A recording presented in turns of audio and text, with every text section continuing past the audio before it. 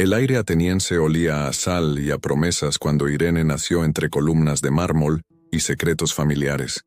Su belleza, ese don envenenado, la convirtió en moneda de cambio antes de que sus manos pudieran tejer su propio destino. La enviaron a Constantinopla como se envía un mensaje cifrado, para ser descifrada por extraños, para ser consumida por miradas ajenas. No era una novia, era un tratado con piel de mujer. El palacio imperial la recibió con ceremonias que ocultaban cálculos. Los eunucos la bañaron en aceites perfumados mientras le susurraban al oído las primeras lecciones de supervivencia. Inclina la cabeza ante el emperador León, pero nunca apartes los ojos del suelo. La mirada directa es un desafío. La mirada baja es un arte. Sus pies descalzos pisaron mosaicos que narraban victorias de hombres que nunca conocería, pero cuyos nombres debería memorizar para no ofender a quienes la juzgarían cada noche. La corte bizantina no era un hogar sino un tablero de ajedrez donde cada movimiento dejaba un rastro de vulnerabilidad.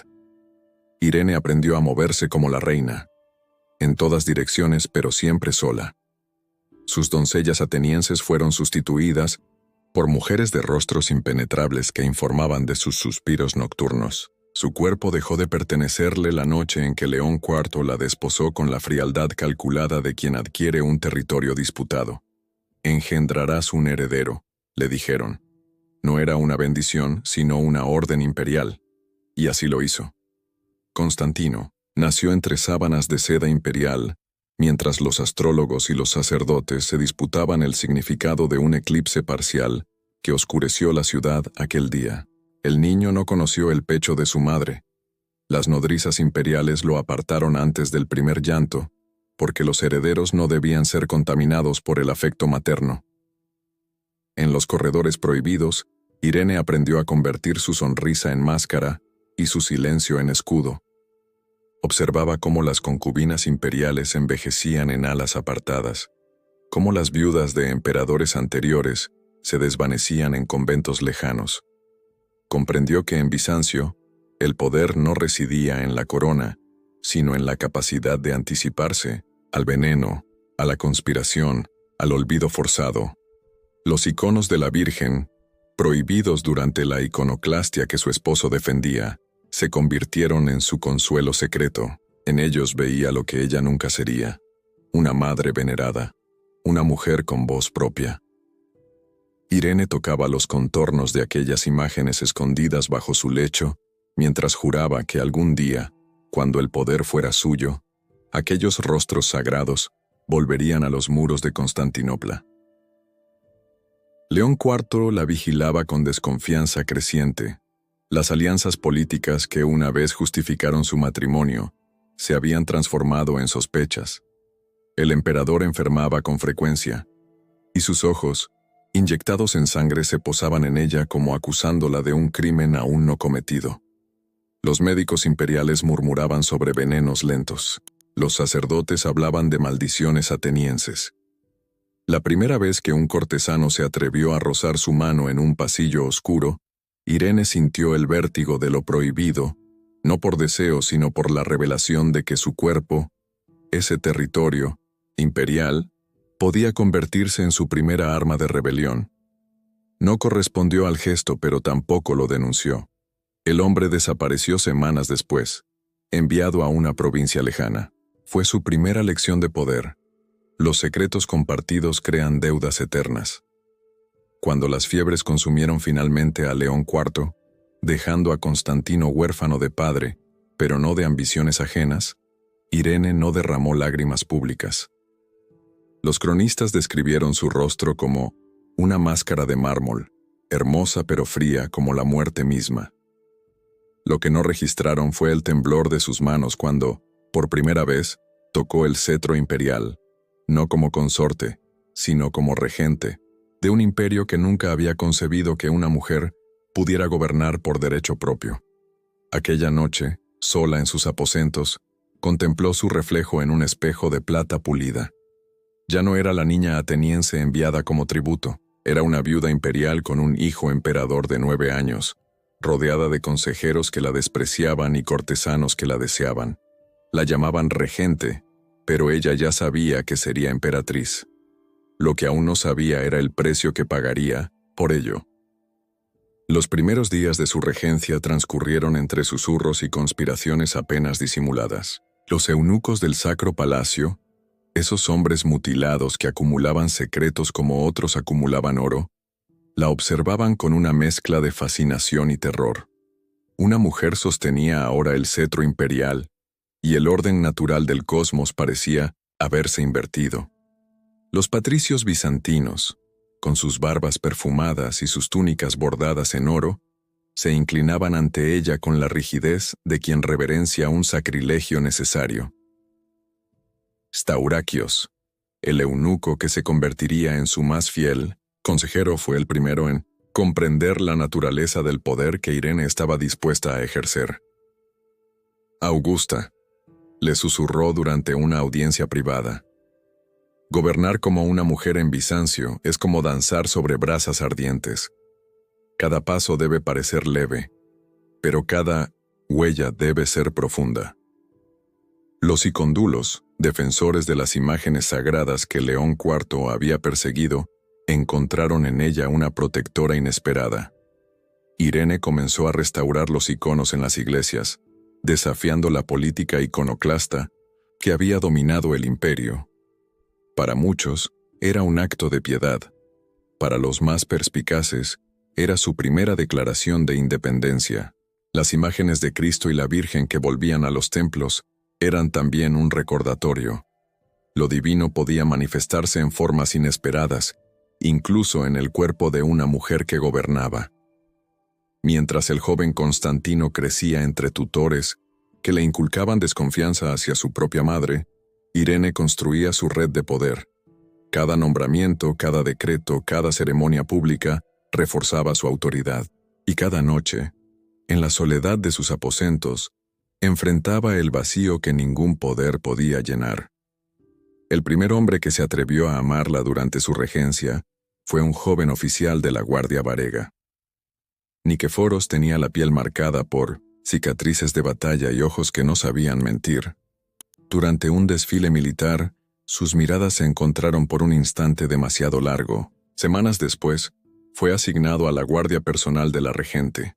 Los pasillos nocturnos del palacio se convirtieron en el escenario de encuentros fugaces, de palabras apenas murmuradas, de roces que dejaban la piel ardiendo.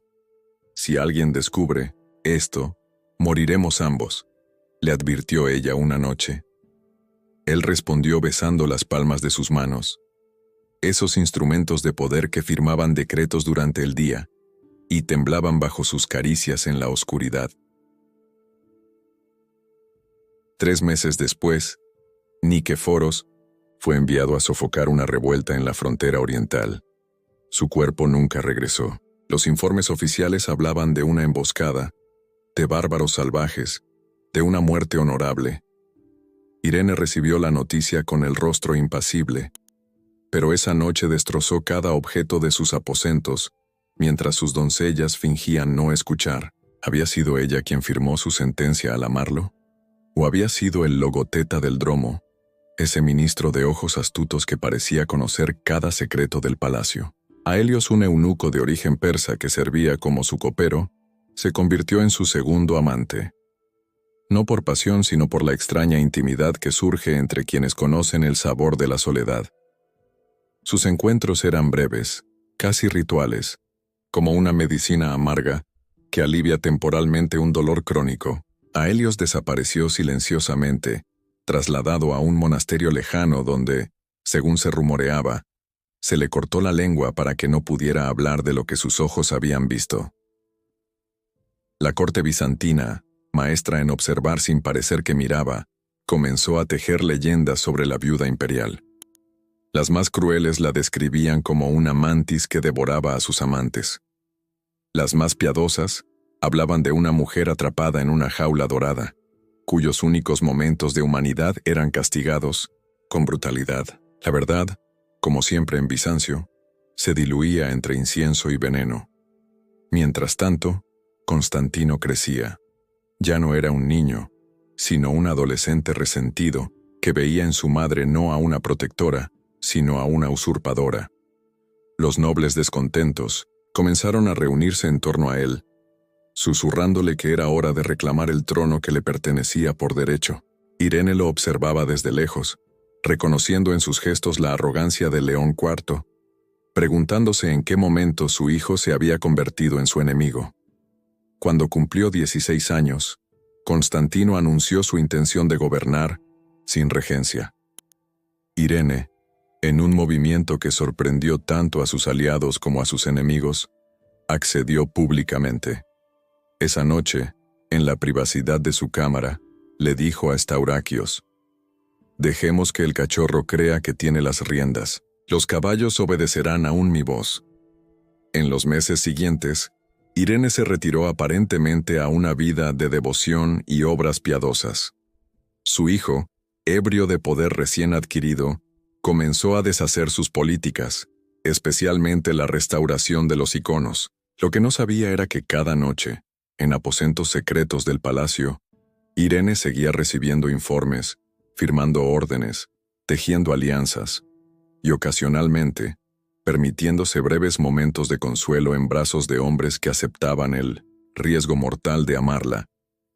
Teofanes, un historiador de la época, escribiría más tarde: «El corazón de la Augusta era como esos aposentos del gran palacio donde ningún extranjero puede entrar, lleno de tesoros invisibles y trampas mortales para los incautos». Lo que no escribió fue que en ese corazón, bajo capas de ambición y supervivencia, latía aún una herida que ningún poder imperial podía cicatrizar.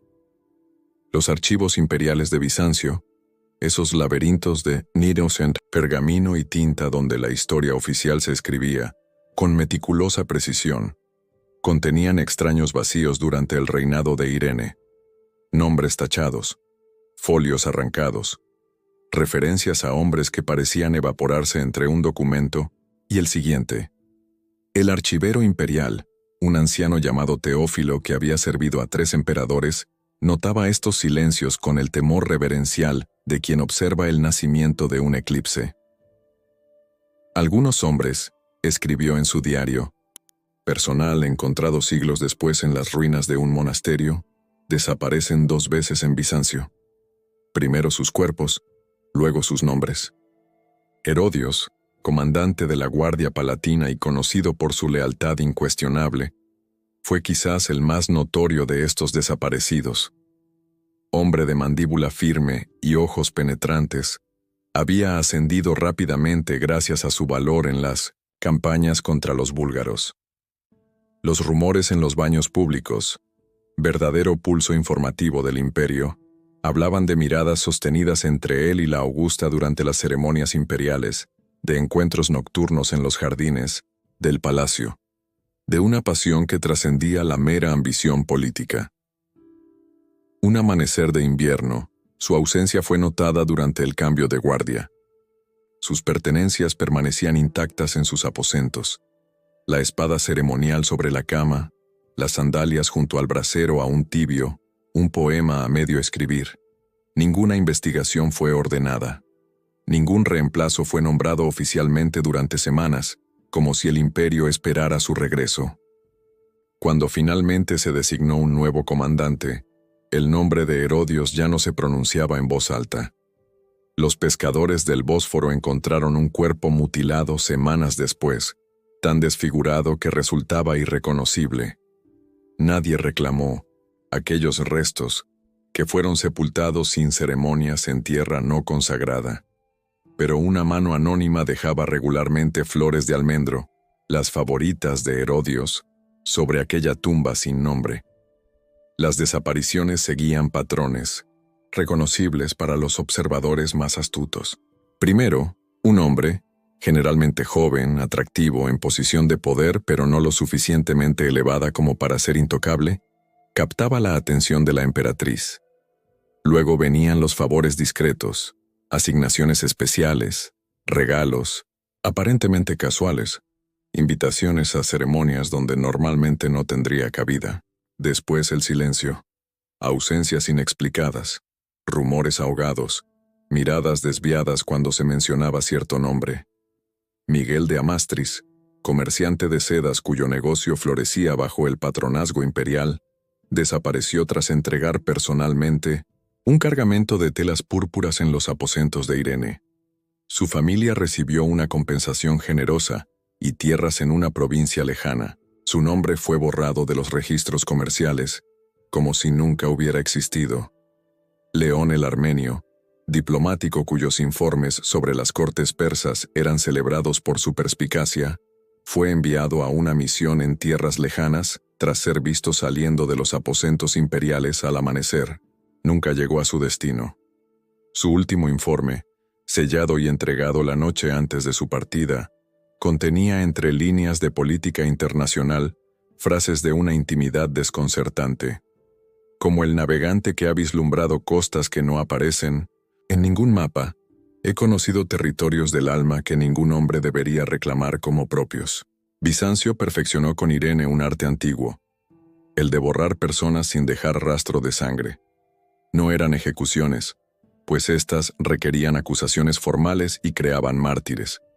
No eran exilios, pues estos generaban esperanzas de retorno. Eran desapariciones totales, vacíos perfectos donde antes hubo hombres.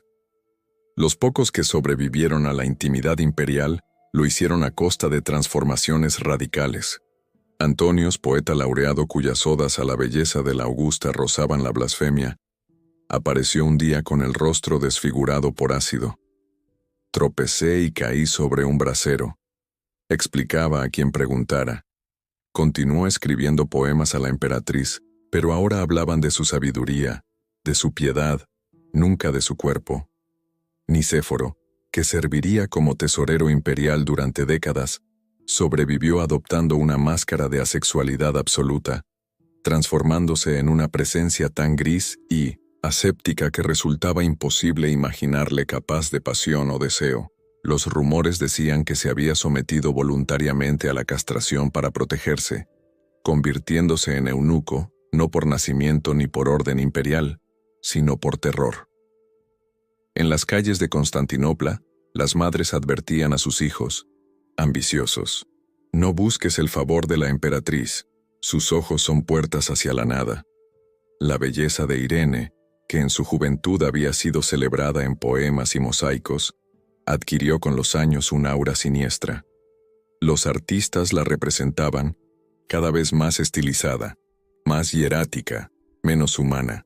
Sus ojos en los iconos oficiales miraban siempre hacia lo alto, nunca hacia el espectador, como si contemplar directamente a los hombres fuera un privilegio que solo concedía a quienes estaban dispuestos a pagar el precio último. La corte bizantina, siempre sedienta de intriga, especulaba sin cesar sobre las razones de estas desapariciones. ¿Era Irene quien ordenaba eliminar a sus amantes, temerosa de que revelaran su vulnerabilidad? ¿O eran los eunucos del palacio, celosos guardianes del protocolo imperial, quienes eliminaban por iniciativa propia cualquier amenaza a la sacralidad de la Augusta? ¿O acaso era el joven Constantino, cada vez más resentido contra su madre, quien borraba del mapa a quienes veía como posibles padrastros? Lo cierto es que en los aposentos de Irene se encontraban a veces objetos inexplicables: un anillo militar sin dueño conocido, un manuscrito con caligrafía que no correspondía a ningún escriba oficial, una daga de fabricación persa con inscripciones de amor eterno. Pequeños vestigios de hombres que habían sido más que nombres en un registro, más que cuerpos deseantes, más que ambiciones con forma humana, hombres que por un breve instante habían sido amados por quien solo debía ser venerada. La ruptura entre madre e hijo se consumó como un eclipse que ningún astrólogo había previsto. Constantino VI, ya hombre, reclamaba no solo el trono sino también el derecho a decidir su propio destino. Cuando anunció su intención de repudiar a la esposa que Irene había elegido para él, María de Amnia, una mujer dócil y sin conexiones políticas peligrosas, para desposar a Teodote, dama de compañía por quien sentía verdadera pasión, el conflicto latente estalló en guerra abierta. Un emperador no puede ser regido por la carne, declaró Irene públicamente, Lo que no dijo fue que un emperador tampoco debía ser regido por su madre, y menos aún por una mujer que había transformado la regencia temporal en gobierno perpetuo. La lucha por el poder entre madre e hijo convirtió el Sacro Palacio en un campo de batalla donde las armas eran susurros, pergaminos y lealtades compradas con oro o con miedo. Los generales se dividieron, los eunucos se dividieron. El propio patriarca de Constantinopla, atrapado entre la ortodoxia que prohibía el divorcio imperial y el terror a desafiar al emperador, se dividió entre su deber y su supervivencia. Constantino logró momentáneamente imponerse. Repudió a María, la confinó en un convento y se casó con Teodote en una ceremonia que muchos consideraron sacrílega. Irene, aparentemente derrotada, se retiró a uno de sus palacios en las afueras de la ciudad. Allí, entre jardines de granados y estanques con peces dorados, tejió la red que atraparía definitivamente a su hijo. Los meses siguientes vieron a Constantinopla sumida en una extraña calma.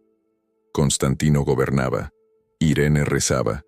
El imperio respiraba con la inquietud de quien sabe que la tormenta no ha pasado. Solo se ha detenido para acumular fuerza. Y entonces, en un movimiento de audacia brutal, Irene ordenó la detención de su propio hijo. Las crónicas oficiales hablan de una conspiración descubierta, de traición imperial, de necesidad de Estado. Los rumores hablan de una madre que no podía soportar verse desplazada, de un hijo que nunca debió nacer, de un imperio donde el poder valía más que la sangre. Lo cierto es que los hombres de Irene capturaron a Constantino en su propio dormitorio. Lo arrastraron a una cámara del palacio y allí, por orden imperial, le arrancaron los ojos. El que nació en la púrpura ya no verá la púrpura, escribió un cronista anónimo. La ceguera, ese castigo bizantino reservado para quienes no debían morir pero tampoco reinar, convertía a Constantino en un fantasma viviente, en un emperador que nunca más podría leer un decreto, inspeccionar tropas o contemplar el rostro de la mujer por quien había desafiado a su madre. Irene, la madre que había ordenado mutilar a su hijo, fue coronada entonces no como Augusta, no como regente, sino como Basileus, emperador, en masculino, de los romanos. Las monedas acuñadas bajo su gobierno mostraban su efigie en ambas caras, como si el imperio entero se hubiera convertido en un espejo que solo reflejaba su rostro hierático. El mundo se ha invertido, declaró el embajador franco al regresar a la corte de Carlomagno. En Bizancio gobierna una mujer con título de hombre, mientras en Occidente un hombre bárbaro pretende la dignidad romana. Los años siguientes convirtieron a Irene en una figura cada vez más aislada. Sus aliados temían su crueldad probada. Sus enemigos esperaban pacientemente su caída. Los amantes ocasionales que aún se atrevían a buscar su lecho, lo hacían no por deseo sino por ambición, viendo en sus sábanas un camino hacia el poder. Ella lo sabía. Y quizás por ello, los trataba como trataba al resto del mundo, como piezas prescindibles en el gran juego del imperio. Sus únicos confidentes eran ahora los eunucos, esos hombres incompletos que, como ella, vivían en los intersticios del género y el poder. Staurakios, su consejero más cercano, dirigía el imperio en su nombre mientras ella se entregaba cada vez más a devociones religiosas extremas y a arrebatos de generosidad pública que vaciaban las arcas imperiales.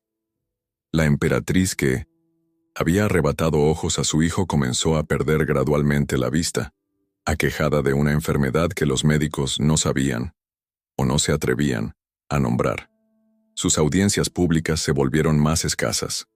Sus decretos, más erráticos. Los patricios que una vez habían temblado ante su mirada, comenzaron a conspirar abiertamente. Los monjes iconódulos, a quienes había devuelto el derecho a venerar imágenes sagradas, rezaban ahora por su alma más que por su reinado. En sus plegarias la llamaban la madre ciega del hijo ciego, una imagen de terrible simetría que resumía la tragedia de su gobierno.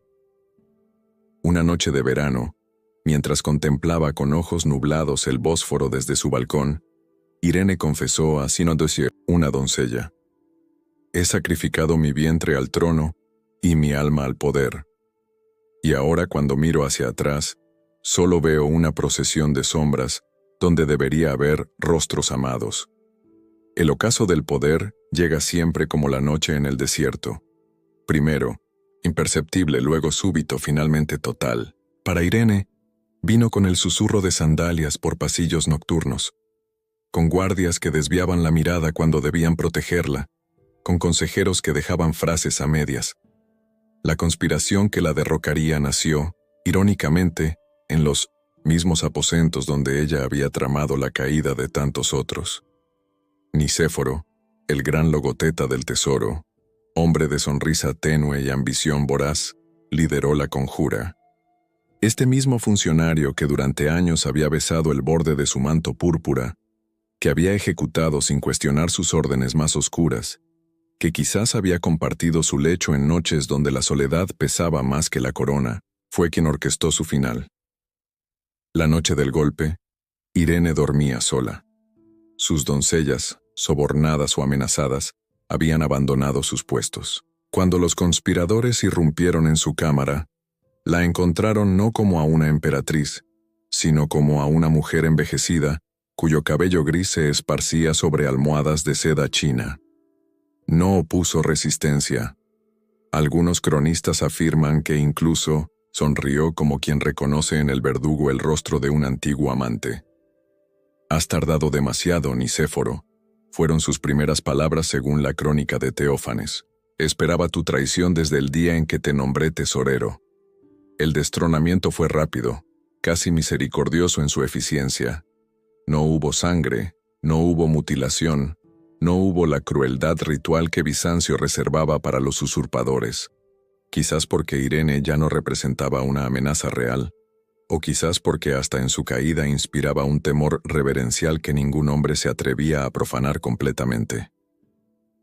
La exiliaron a Lesbos, isla de poetas y de mujeres que amaban. A mujeres, como un chiste cruel del destino. Allí, en un monasterio azotado por vientos marinos, la que una vez fue Basileus de los romanos, se ganaba el sustento hilando lana como una vulgar esclava. Sus dedos, que habían sostenido el cetro imperial y acariciado la piel de hombres condenados, ahora se agrietaban con el roce áspero de la rueca. Los pocos visitantes que se atrevieron a buscarla en su exilio, historiadores curiosos, diplomáticos, bizantinos en misiones cercanas, peregrinos extraviados, describieron a una mujer sorprendentemente serena. Como si el poder hubiera sido para ella no un privilegio sino una carga, y su pérdida no un castigo sino una liberación. «Ya no tengo que decidir quién vive y quién muere», le dijo a un monje que transcribió sus palabras. «Ya no tengo que fingir dureza cuando mi corazón sangra. Ya no tengo que rechazar amor por temor a la debilidad. Ahora soy simplemente una anciana que espera la muerte sin corona que pese sobre su tumba». Murió un año después de su destronamiento. Algunas fuentes hablan de una enfermedad pulmonar contraída en la humedad de su celda monástica. Otras sugieren un veneno lento, administrado por agentes de Nicéforo temerosos de que alguna facción la rescatara y restaurara. Las más románticas sugieren que murió de melancolía, ese mal que los médicos bizantinos asociaban con un exceso de bilis negra y los poetas con un exceso de recuerdos. Su cuerpo fue enterrado en una tumba anónima, sin epitafio, sin ceremonias imperiales. Nicéforo, ahora emperador, prohibió que se mencionara su nombre en la corte o que se incluyera su reinado en las cronologías oficiales. Intentó borrarla de la historia, como ella había borrado a tantos otros. Pero Bizancio, ese imperio construido sobre capas de civilizaciones anteriores, sabía que la memoria persiste en los intersticios del olvido oficial. Las monedas con la efigie de Irene siguieron circulando, pasando de mano en mano como un secreto compartido. Los iconos que ella había restaurado en las iglesias brillaban con el oro que ella había destinado a su creación. Y en los burdeles de Constantinopla, Las cortesanas más refinadas comenzaron a adoptar peinados que imitaban el estilo de la emperatriz caída, en un extraño homenaje que unía poder y sexualidad. El lecho de Irene, ese altar donde tantos hombres habían ofrecido sus cuerpos y sellado sus destinos, fue desmantelado tras su caída. La madera de ciprés, las sedas de China, los cojines rellenos de plumas de aves exóticas, todo fue quemado por orden de Nicéforo, como si temiera que algún rescoldo de su poder permaneciera entre aquellas sábanas. Paradójicamente, fue este intento de borrarla lo que aseguró su pervivencia en la memoria colectiva. Irene se convirtió en leyenda, en susurro prohibido, en advertencia que las madres bizantinas transmitían a sus hijas. Nunca ambiciones el poder de los hombres, nunca sacrifiques el amor a la ambición, nunca creas que el trono puede sustituir al lecho nupcial. Siglos después, cuando Bizancio ya era un recuerdo y Constantinopla se había convertido en Estambul, los arqueólogos encontraron un anillo de oro enterrado en los cimientos del antiguo palacio imperial. En su interior, una inscripción en griego antiguo, a Irene, cuyo nombre significa paz pero cuyo reinado fue guerra, de quien la amó, sabiendo que el amor era muerte.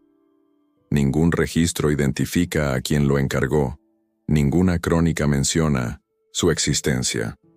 Como la propia emperatriz, el anillo era un enigma incrustado en la carne de la historia, y como todos los enigmas, invitaba no a resoluciones, sino a nuevas preguntas. ¿Fue Irene víctima o verdugo? ¿Mujer atrapada en un mundo de hombres o monstruo que adoptó lo peor del poder masculino? ¿Amante frustrada o devoradora de amantes? La respuesta quizás residía en aquella cama desaparecida, donde el poder y el deseo se entrelazaron en un abrazo mortal, donde cada caricia era también una sentencia, donde cada orgasmo presagiaba un funeral, cama que fue trono y tumba, lecho nupcial y cadalso, como la propia Bizancio, hermosa, cruel, contradictoria, eterna en su agonía.